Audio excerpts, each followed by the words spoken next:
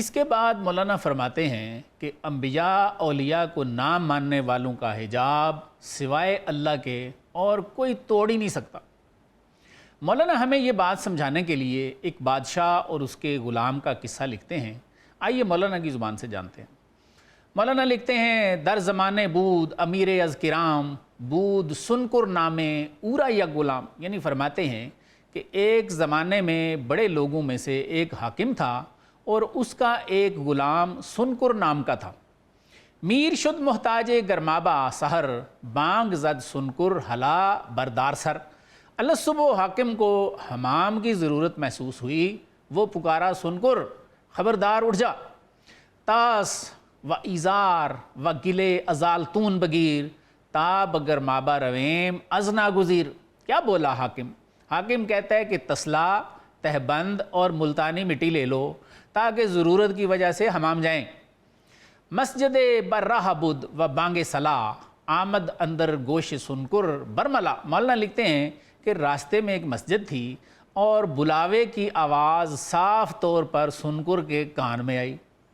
بود سنکر سخت مولے در نماز گفت اے امیر من اے بندہ نواز۔ سنکر نماز کا بہت شیدائی تھا، بولا اے میرے آقا اے بندہ پرور، تو بری دکان زمانے صبر کن تا گزارم فرض و خانم لم یکن۔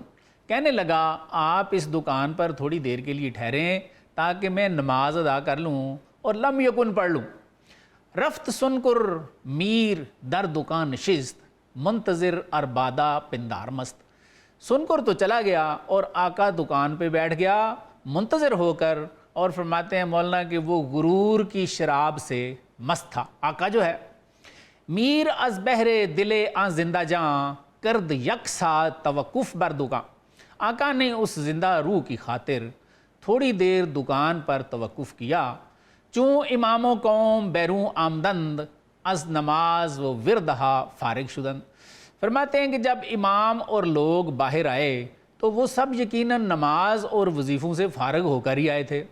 سنکر آنجا ماند تا نزدیک چاشت میر سنکر را زمانے چشم داشت۔ فرماتے ہیں کہ سنکر چاش تک باہر نہ نکلا اور آقا اس وقت تک اس کا انتظار کرتا رہا۔ گفت اے سنکر چرا نہ آئی بیرون گفت می نہ گزاردم اے زوفنوں۔ آقا نے آواز دی کہ اے سنکر وہ باہر کیوں نہیں آ رہے بھائی؟ سنکر نے آواز دی کہ وہ مجھے باہر نہیں آنے دے رہا۔ صبر کن نک آمدم اے روشنی نیستم غافل کہ در گوش منی، یعنی صبر کر اے روشنی، میں ابھی آیا، میں غافل نہیں ہوں، تو میرے کان میں بالی کی طرح ہے۔ ہفت نوبت صبر کرد و بانگ کرد تاکہ عاجز گشت از تے باش مرد۔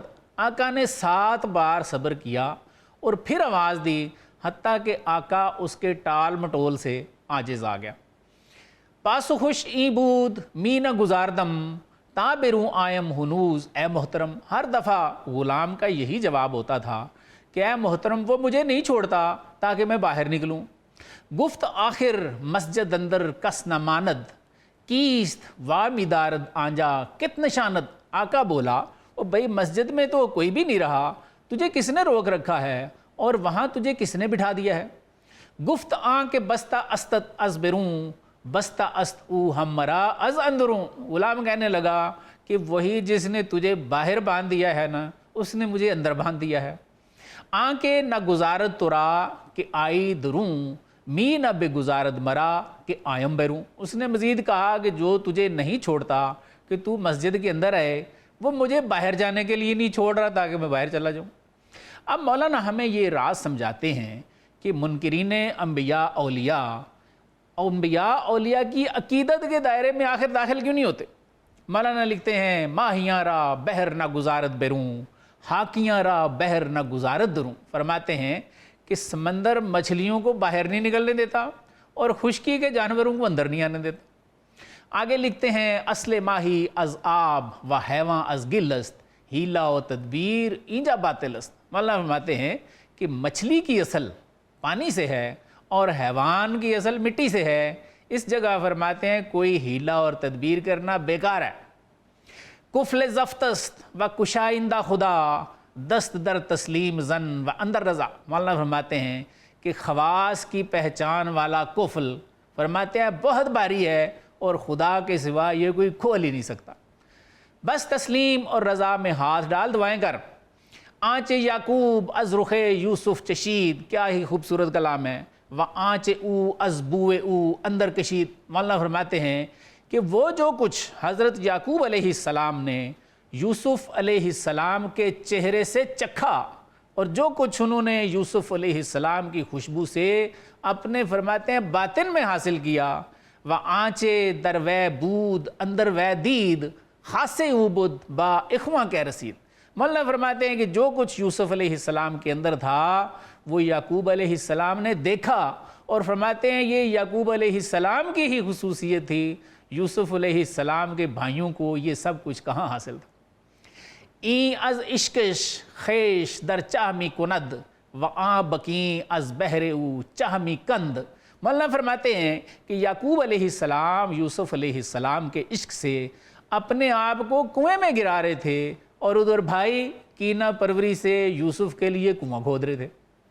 سفرائے او پیش این از نا تہیست، پیش یعقوب بست پر کہ او مشتہیست۔ مولانا فرماتے ہیں کہ یوسف علیہ السلام کا دسترخوان ان کے بھائیوں کے لیے روٹی سے خالی تھا، لیکن فرماتے ہیں حضرت یعقوب علیہ السلام کے لیے بھرا ہوا تھا، اس لیے کہ وہ ان سے محبت کرتے تھے، خواہش مند تھے ان کے۔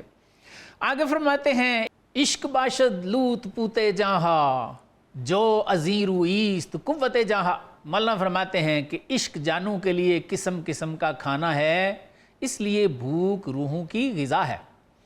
جو یوسف بود مر یعقوب را، بوئے نانش می رسید از دور جا۔ بہت ہی اعلیٰ مزے کا کلام ہے۔ مولانا فرماتے ہیں کہ حضرت یعقوب علیہ السلام کو حضرت یوسف علیہ السلام کی بھوک تھی، ان کو ان کی روٹی کی خوشبو دور سے ہی پہنچ رہی تھی۔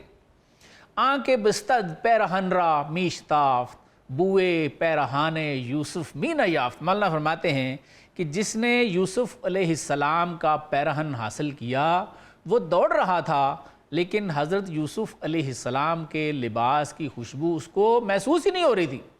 وہ آنکھ صد فرسنگ ازاں بود او، چونکہ یعقوب بود می بوید بو۔ مولانا فرماتے ہیں اور وہ جو اس جانب سے سینکڑوں میل دور تھے، فرماتے ہیں وہ چونکہ یعقوب علیہ السلام تھے، تو فرماتے ہیں وہ یعقوب علیہ السلام اپنے بیٹے کی خوشبو سونگھ رہے تھے۔ اب یہاں تو حضرت نے سارا راز ہی کھول دیا ہے۔ مولانا فرماتے ہیں اے بسا عالم زدانش بے نصیب، حافظ علم است آنکس نئے حبیب۔ مولانا فرماتے ہیں کہ بے شمار عالم ایسے ہیں جو اصل علم سے محروم اور بے نصیب ہیں۔ کیوں بھئی؟ فرماتے ہیں اس لیے کہ وہ علم کے حافظ تو ہیں، فرماتے ہیں کسی محبوب کے حافظ نہیں ہیں۔ کیا مراد ہے اس سے؟ یعنی فرماتے ہیں کہ کسی اللہ والے سے محبت نہیں کرتے۔ اس میں کچھ اشعار اور بھی ہیں، لیکن وقت کی کمی کے باعث ہم انہی پہ اکتفا کریں گے۔ آئیے اس حصے کے کلاموں پہ ایک سرسری سی نظر ڈالتے ہیں۔ مولانا نے حاکم اور اس کے غلام کا قصہ سنا کے ہمیں یہ درس دیا ہے کہ بعض لوگوں کا حجاب اتنا سخت ہوتا ہے کہ ان کی عقل اور سمجھ میں کچھ آتا ہی نہیں ہے، حجاب خاک توڑیں گے اپنا۔ مولانا نے حاکم کی مثال دی جو مسجد کے اندر نہیں جاتا تھا، پہلے بھی نہیں جاتا تھا، اور اب صبح سے لے کے چاشت کا وقت ہو گیا پھر بھی نہیں گیا، باہر سے یہ آوازیں دے رہا تھا، اندر نہیں جاتا۔ اس لیے غلام نے کہا تھا کہ مجھے وہ باہر نہیں نکلنے دے رہا جو تجھے اندر نہیں آنے دے رہا۔ اس حجاب کو مولانا مزید واضح فرماتے ہیں جب آپ فرماتے ہیں کہ جو کچھ حضرت یعقوب علیہ السلام نے حضرت یوسف علیہ السلام کے چہرے سے چکھا، اور جو کچھ انہوں نے ان کی خوشبو سے اپنے باطن میں حاصل کیا، فرماتے ہیں وہ صرف یعقوب علیہ السلام ہی کی خصوصیت تھی۔ یوسف علیہ السلام کے بھائی نہ تو ان کے چہرے کے انوار دیکھتے اور نہ ہی ان کے پاک باطن کی خوشبو پاتے۔ مولانا مزید فرماتے ہیں کہ یعقوب علیہ السلام یوسف علیہ السلام کے عشق میں اپنے آپ کو کنویں میں گرا رہے تھے، اور دوسری طرف بھائی یوسف علیہ السلام کے لیے کنواں کھود رہے تھے۔ پھر ایک اور مثال دی کہ جو یوسف علیہ السلام کا پیرہن مبارک لے کے یعقوب علیہ السلام کے لیے آ رہا تھا، وہ اس کی خوشبو بالکل محسوس نہیں کر رہا تھا، لیکن یعقوب علیہ السلام سینکڑوں میلوں دور سے اس پیراہن کی خوشبو محسوس کر رہے تھے۔ یہ واقعہ سورہ یوسف کی آیت 95 کا مضمون ہے کہ جب قافلہ مصر سے جدا ہوا، یہاں ان کے باپ نے کہا کہ بے شک میں یوسف کی خوشبو پاتا ہوں، اگر مجھے یہ نہ کہو کہ میں سٹھیا گیا ہوں۔ لیکن بیٹے بولے خدا کی قسم آپ اپنی اسی پرانی خود رفتگی میں ہیں۔ معلوم ہوا کہ کسی پاک باطن کی خوشبو پانا بڑے ہی کرم کی بات ہے، یہ تو یوسف علیہ السلام کے بھائیوں کو بھی نہیں آتی، ہم کس کھیت کی مولی ہیں۔ اگر اللہ تعالیٰ اپنے کسی دوست کا راز ظاہر فرما دیں کسی بھی بندے پہ، تو مولانا فرماتے ہیں کہ یہ بڑے ہی کرم کی بات ہے۔